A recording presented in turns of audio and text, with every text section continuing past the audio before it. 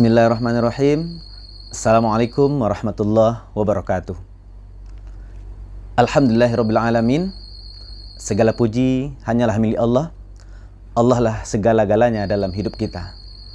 Salawat dan salam buat Nabi kita Muhammad sallallahu alaihi wasallam. Allahumma shalli ala Muhammad wa ala ali Muhammad. Pemirsa dimanapun berada, senang sekali pada hari ini saya Roni Keputra bisa menjumpai Bapak dan Ibu serta generasi muda Indonesia dimanapun berada. Pada hari ini banyak sekali anak-anak muda yang sibuk dengan gadgetnya, sibuk dengan gamesnya. Dalam artian tidak menggunakan waktu produktifnya untuk menorehkan prestasi dan karya-karya terbaik. Dan pada kesempatan kali ini kita kedatangan tamu yang sangat spesial. Dia adalah seorang anak muda yang memiliki usaha sendiri. Ya, beliau adalah Uni Ella Firda Siska, sarjana pendidikan. Kita sapa beliau. Assalamualaikum Uni Ella. Waalaikumsalam Ustaz. Bagaimana kabarnya sore hari ini? Alhamdulillah baik dan semakin baik. Alhamdulillah. Terima kasih Uni Ella telah meluangkan waktunya untuk ngobrol dengan kita pada kesempatan ini. Tentunya setelah selesai ya mengerjakan tugas rutin ya sebagai salah seorang pegawai ya di salah satu lembaga pendidikan terkemuka di Sumatera Barat ya. Terima kasih Uni Ella. Pemirsa, Uni Ella ini adalah owner Cogan ya. Beliau juga seorang penulis buku, kemudian juara lomba desain, dan beliau juga masuk ke dalam 30 besar ya peserta pada ajang Entrepreneur Success Challenge 2022 yang mana pesertanya lebih dari 1000 dan beliau masuk kepada 30 besar. Ini luar biasa. Tentunya kita penasaran ya dengan Uni Ella serta dengan usaha yang sedang beliau tekuni hari ini. Baik Uni Ella, ini mungkin kita langsung saja ini karena pemirsa tidak sabar lagi nih untuk mendengarkan obrolan kita pada sore hari ini. Kalau boleh tahu Uni Ella, sejak kapan ini atau kenapa tertarik ya untuk menekuni bidang usaha ini gitu? Silakan. Terima kasih Ustaz atas kesempatannya. Bismillah. Alhamdulillahirabbil alamin. Assalatu wassalamu ala asrofil anbiya'i wal mursalin wa ala alihi washabihi ajma'in. Puji syukur kita ucapkan tentunya kepada Allah Subhanahu wa taala yang mana telah memberikan banyak nikmat kepada kita semua, nikmat iman, nikmat Islam, nikmat Al-Quran, nikmat hidayah, dan masih banyak nikmat lagi yang telah Allah berikan kepada kita, dan sudah sepatutnya kita menjadi hamba yang senantiasa bersyukur kepada Allah. Dan syukur itu tidak cukup hanya dengan ucapan saja, tidak cukup hanya sekedar alhamdulillah ketika selesai sholat, tetapi bagaimana kita memaksimalkan potensi yang kita miliki untuk terus membenahi diri kita, kemudian untuk terus melakukan kebaikan. Kemudian salawat dan salam kepada Nabi Muhammad SAW. Allahumma sholli ala Sayyidina Muhammad wa ala ali Sayyidina Muhammad. Semoga kita termasuk salah satu umatnya yang bisa berkumpul bersama beliau kelak di surganya Allah. Amin. Tadi Ustadz menanyakan terkait kenapa tertarik untuk berbisnis gitu. Jadi pemikiran seseorang, kemudian tindakan seseorang itu sangat bergantung terhadap apa yang dia baca dan juga tergantung terhadap apa yang dia dengar gitu.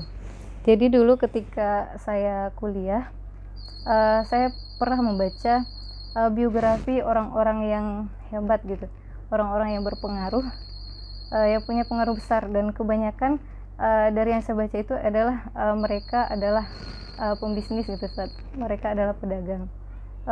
Dan salah satu contohnya, ada beberapa contohnya itu role model kita sendiri, Nabi Muhammad SAW. Beliau adalah pedagang. Kemudian juga Bunda Khadijah beliau adalah saudagar kaya gitu. Kemudian juga Khalifah 1, 2, dan 3 juga pedagang. Dan juga 10 sahabat yang dijamin masuk surga itu juga kebanyakan adalah pedagang. Masih banyak lagi kalau contohnya ke tokoh-tokoh besar di Indonesia. Salah satunya itu ada Kiai Haji Ahmad Dahlan. Beliau adalah pendiri Muhammadiyah. Dan beliau juga adalah pengusaha batik pada saat itu. Dan kerennya lagi, hasil bisnis, hasil penjualan mereka itu digunakan untuk kemaslahatan gitu, digunakan untuk kebaikan, entah itu untuk mendorong penyebaran Islam atau untuk membantu dakwah, atau pada zaman dahulu itu untuk membebaskan perbudakan gitu. Dan juga Kiai Haji Ahmad Dahlan bersama teman-temannya itu mereka membangun sekolah gitu, membangun sekolah, kemudian juga membangun percetakan. Itu mereka gunakan untuk membangkitkan ekonomi masyarakat pada saat itu. Kemudian juga kakek Rasulullah, Kusoy, beliau juga seorang pedagang gitu, pembisnis, dan juga dari hasil bisnisnya itu dia membangun yang namanya Darun Nadwah. Darun Nadwah ini adalah tempat pertemuan perwakilan suku-suku gitu. Jadi digunakan untuk membangun sarana yang bisa digunakan oleh orang banyak gitu. Nah, semenjak itulah saya mulai tertarik gitu untuk berdagang. Saya mulai tertarik untuk berbisnis. Kemudian saya coba untuk belajar, kemudian mencobanya gitu. Dan sekarang mencoba untuk mengembangkan bisnis tersebut. Oke, terima kasih Nela. Ini pemirsa, sangat menyedihkan sekali ya apa yang disampaikan oleh Uni Ella tadi ya. Awal beliau mencoba ya untuk melakukan bisnis ya, karena founding father kita itu adalah Rasulullah Sallallahu Alaihi Wasallam dan para sahabat. Ini luar biasa ya. Kita semakin penasaran ini untuk menggali banyak lagi dari Uni Ella. Oke, Uni Ella, dari mana nih ide bisnis terutama tentang cogan ini, Uni Ella? Dari mana idenya gitu? Ya, Ustaz. Pada dasarnya kami ingin menciptakan produk itu yang menjadi solusi, kemudian juga memberikan manfaat untuk orang banyak gitu. Kemudian terfikirlah untuk membuat makanan sehat gitu, Ustaz. Makanan sehat. Kemudian dari dulu saya juga tertarik gitu dengan fakta bahwa Rasulullah SAW itu sakitnya cuma 2 kali seumur hidup. Yang pertama itu karena diracuni oleh Yahudi, kemudian yang kedua ketika beliau akan wafat gitu. Jadi saya berpikir pasti fisik Rasulullah itu kuat dan sehat gitu, pasti fisiknya kuat, dan beliau itu aktivitasnya pasti sangat padat gitu. Pastinya yang beliau konsumsi itu pasti yang terbaik, yang menjadi suplemen untuk tubuhnya gitu. Kemudian karena tertarik, saya coba untuk gali-gali. Waktu itu saya baca buku tentang mengenal pribadi Rasulullah SAW, yaitu di sana ada bab makanan. Jadi saya temukan di sana, jadi Rasulullah itu makanannya yang berasal dari gandum, kemudian juga kacang berli, kemudian juga kurma, kemudian juga air zam-zam, jadi yang berkualitas saja gitu. Kemudian saya berpikir untuk membuat produk yang berbahan dasar dari bahan-bahan tersebut gitu. Kemudian pertama kali ini tuh Ustaz, sebelum cogan ini jadi, pertamanya kami coba untuk bikin itu bubur yang dari talbinah dari gandum, dan qadarullah pada saat itu ternyata gagal, Ustaz.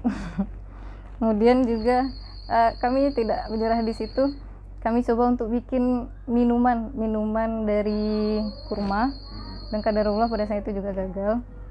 Kemudian kami coba lagi bahan selanjutnya, kami coba untuk bikin keripik kurma, ternyata pada saat itu juga gagal. Kemudian yang keempat, kami coba untuk bikin cookies gandum, dan alhamdulillah itu yang sekarang sedang kami kembangkan gitu. Jadi idenya dari situ. Iya. Wah, Masya Allah ya, sangat menginspirasi sekali nih pemirsa ya. Ternyata yang cogan hari ini tidak langsung jadi ya. Ada masanya diawali dengan beberapa kali kegagalan ya, seperti itu ya Uni Ella. Tadi kita sudah berbicara agak panjang juga nih Ella. Ini kan cogan ini, ada yang penasaran ini kan. Cogan ini apa sih artinya? Apakah ini coga dan ganteng atau cowok ganteng atau apa ini? Kenapa dikasih nama cogan begitu nih? Silakan nih. Sebenarnya cogan itu simple sih Ustaz, artinya awalnya saya sempat bingung juga gitu, mau bikin brand apa gitu. Saya coba cari di internet, kebanyakan yang cookies itu namanya lebih ke barat-baratan gitu Ustaz. Ada yang apa, crowns cookies atau yang itulah yang ke barat-baratan. Jadi saya coba untuk cari nama yang familiar gitu. Ya terpikirlah ngambil dua kata di masing-masing kata cookies gandum. Jadi jadilah cogan gitu Ustaz. Sangat simple sekali ya. Anak muda sekarang ini pengennya simple ya, tapi sukses ya. Di pemirsa, Uni Ella ini di samping sebagai owner cogan, beliau juga memiliki prestasi akademik di sekolah ya. Beliau mahasiswa undangan di kampus, peraih beasiswa, dan pernah memenangkan beberapa perlombaan. Dan beliau pernah juga ya menjalankan usaha itu pembuatan website. Ini luar biasa ya, prestasi yang ditorehkan oleh Uni Ella kita.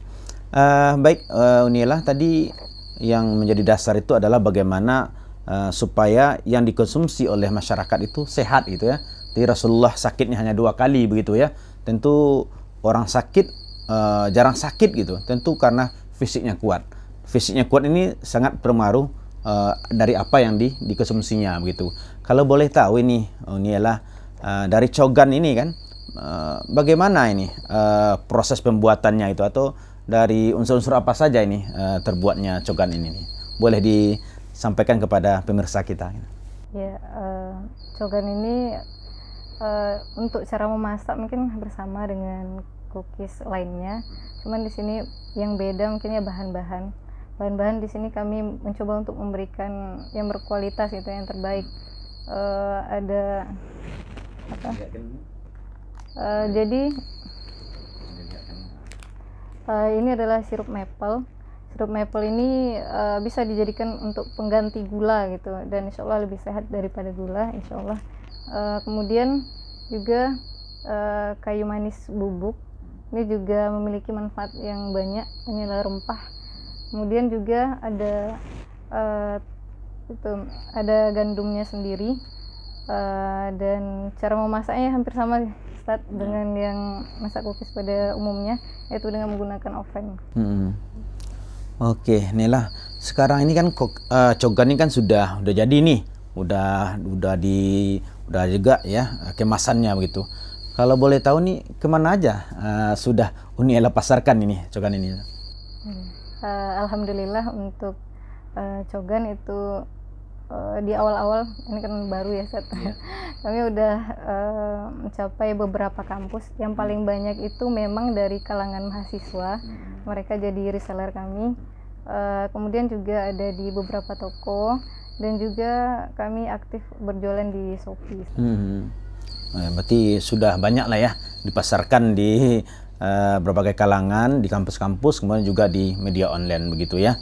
Pemirsa, di samping Uni Ella ini sebagai owner di cogan, beliau juga salah seorang pegawai di salah satu lembaga pendidikan terkemuka di Sumatera Barat, dan beliau juga aktif di lembaga kemanusiaan ya.